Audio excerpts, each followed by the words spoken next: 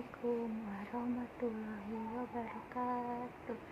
Alhamdulillah, Masya Allah, tabarakallah. Hari ini saya Billy ingin menceritakan tentang cerita rakyat tentang si lancang. Jadi pada suatu hari di suatu gubuk hidup seorang anak laki-laki dan ibunya. Dan jadi ibunya si lancang itu janda karena papanya meninggal. Jadi si lancang hidupnya tinggalnya berdua sama ibunya aja. Jadi suatu hari si lancang itu kepengen buat kerja di laut, tapi sang ibu gak mengizinkan si lancang untuk bekerja di laut karena ibunya takut kalau misalkan anaknya gak bakal kembali seperti ayahnya. Jadi tapi karena si lancang mencoba meyakinkan ibunya, akhirnya ibunya mengizinkan si lancang untuk pergi ke laut, untuk bekerja di laut. Dan si lancang bilang ke ibunya kalau misalkan nanti kalau dia udah kaya, dia gak bakal pernah melupakan ibunya. Akhirnya sebelum si lancang pergi, ibunya sudah membawakan si lancang bekal. Jadi kalau si lancang suatu kelaparan, si lancang bisa makan bekal yang ibunya bikinin tadi. Jadi akhirnya besok malamnya si lancang pergi ke kapal, pergi ke kapal. Sampai di sana si lancang kerja di sesuatu kapal.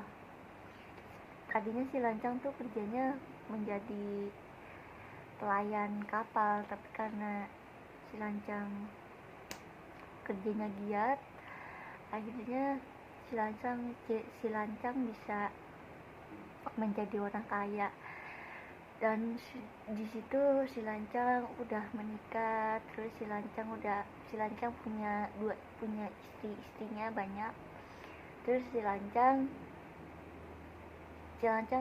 punya istri 2. Terus si lancang juga udah punya kapal sendiri. Suatu dia ingat mau balik ke kampung halamannya, karena dia pengen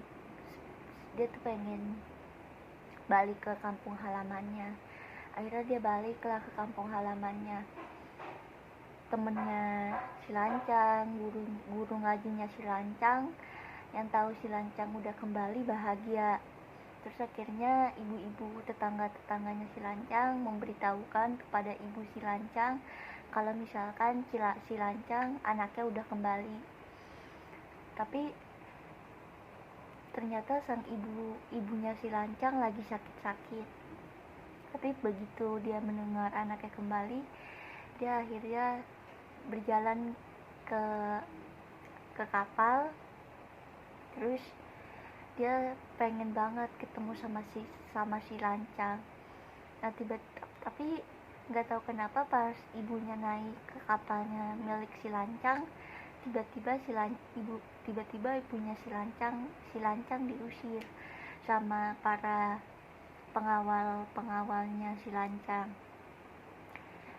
Karena si lancang mendengar ada keributan, akhirnya si lancang keluar dari kapal. Dia tanya, ini ada apa? Terus ibunya kan mau meluk si lancang, tapi si lancang langsung bilang kalau misalkan ini bukan ibunya, karena si lancang bilang kalau misalkan ibunya tuh nggak kotor, nggak dekil. Terus akhirnya nggak tahu kenapa tiba-tiba si lancang menyuruh pengawalnya untuk mengusir ibunya. Akhirnya ibunya didorong sampai jatuh. Terus karena ibunya udah sedih, udah nggak bisa, ibunya udah sedih karena dia gak nyangka anaknya yang dibesarin, anaknya yang udah digedein, pas udah kaya, udah punya segalanya, dia lupa sama ibunya. Akhirnya ibunya si Lancang pun memutuskan untuk pulang, untuk balik ke gubuknya. Di situ ibunya si Lancang sambil berdoa kalau misalkan benar laki-laki itu anakku, tolong beri petunjuk kebesaran kekuasaanmu ya Tuhan. Tapi kalau misalkan bukan anaknya, ibunya bakal memaafkan. Terus gak tahu, setelah ibunya selesai berdoa, tiba-tiba kapalnya si Lancang nggak tahu kenapa tiba-tiba datang petir, terus tiba-tiba hujan gede, terus kapalnya si Lancang yang banyak itu tenggelam, dan kain sutranya kemana-mana. Kain sutra yang ada di kapalnya si Lancang tuh berkeliaran kemana-mana, dan di situ si Lancang baru sadar kalau misalkan dia bilang kalau misalkan, "Ma, ibu, ini saya anak ibu." Terus tapi karena udah terlambat, akhirnya si Lancang dan para penghuni kapalnya meninggal mati karena tenggelam di dalam kapal itu. Dan konon air yang ada di danau itu, konon itu adalah air matanya si Lancang. Karena di situ si Lancang menyesali perbuatannya kepada ibunya, dan di situ si Lancang nangis. Dan konon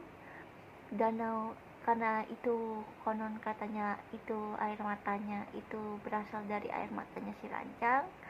Jadi sekarang danau itu disebutnya Danau Si Lancang karena konon air yang ada di sungai itu adalah air yang berasal dari air matanya si Lancang. Jadi danau itu disebut Danau Si Lancang sekarang. Nah, pesan yang bisa kita ambil, pelajaran yang bisa kita ambil dari cerita ini adalah kita harus selalu menghormati kedua orang tua kita, dan harus selalu menyayangi kedua orang tua kita. Sekian penjelasan dari aku, semoga videonya bermanfaat. Jangan lupa untuk di like, komen, share, subscribe. Terus jangan lupa aktifkan notifikasinya. Aku akhiri dengan salam. Wassalamualaikum warahmatullahi wabarakatuh. Bye guys, see you next time to my video. Bye bye.